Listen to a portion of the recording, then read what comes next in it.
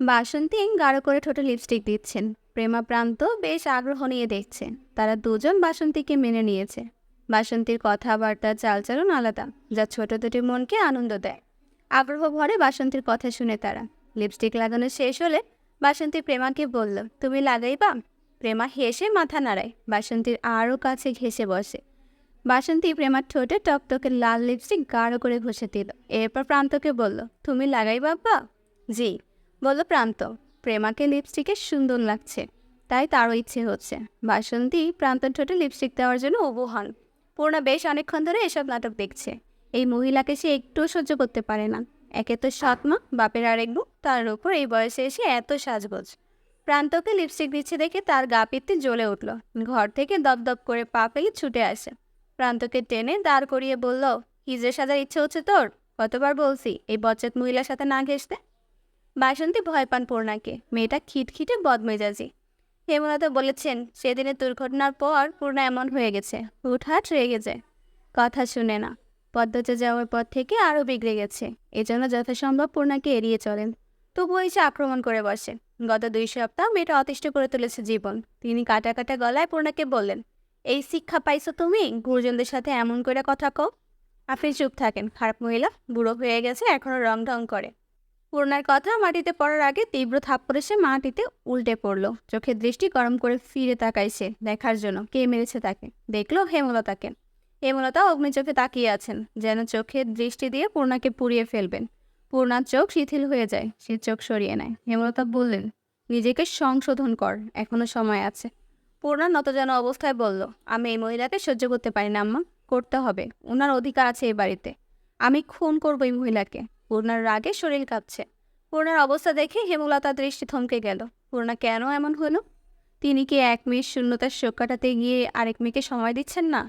বুঝিয়ে শুনিয়ে পূর্ণাকে আবার আগের মতো করতে হবে। তিনি কণ্ঠ খাদে নামানোর চেষ্টা করেন, কিন্তু এরপর পূর্ণা যা বলল তিনি রাগ নিয়ন্ত্রণ করতে পারলেন না।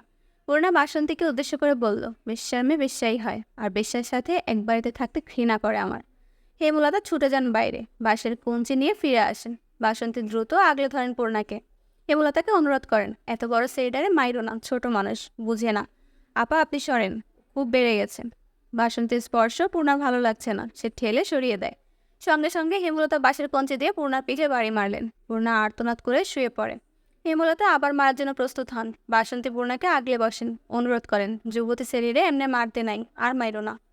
প্রেমা প্রান্ত ভয়ে গুটিয়ে গেছে। হেমলতার চোখ দিয়ে টপ টপ করে জল পড়ছে। তিনি বাঁশের কঞ্চি ফেলে লাহারি ঘরের দিকে যান।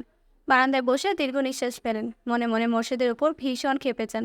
মোর্শেদ চিৎকার করে বাসন্তী সম্পর্কে যা বলেছে পূর্ণা জেনেছে, আর তাই পূর্ণা আরও অতীত নিয়ে আঘাত করার সুযোগ পাচ্ছে। মোড়ল বাড়ির ছোট সংসার কেমন ওলটপালট হয়ে গেছে। হেমলতার আকাশের দিকে তাকিয়ে হা করে নিঃশ্বাস নেন। সব কষ্ট যন্ত্রণা উড়ে যেত যদি আগের মতন হয়ে যেত। সব কঠিন মানুষেরাই কি জীবনের এক অংশে এসে এমন দুর্বল হয়ে পড়ে, কোনো দিশা খুঁজে পায় না?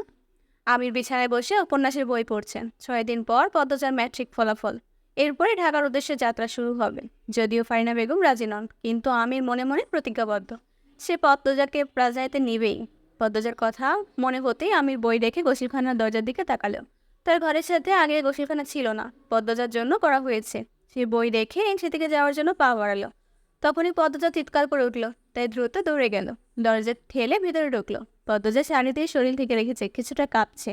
আমি দ্রুত কাছে এসে বলল, কি হয়েছে? ওখানে ওখানে কে ছিল? আমাকে দেখছিল। পদ্মজার ইঙ্গিত অনুসরণ করে আমি সেদিকে তাকালো। গোসলখানার ডান দেয়ালের একটা ইট ছড়ানো। সকালে তো সরানো ছিল না। পদ্মজাকে কাঁপতে থাকলো। কাপড় পাল্টাতে গিয়ে হঠাৎ চোখ পড়ে দেখলো, আর তখনই দুটো চোখ দেখতে পাই। সে তাকাতেই চোখ দুটো দ্রুত সরে যায়। পদ্মজার পিল চমকে উঠল।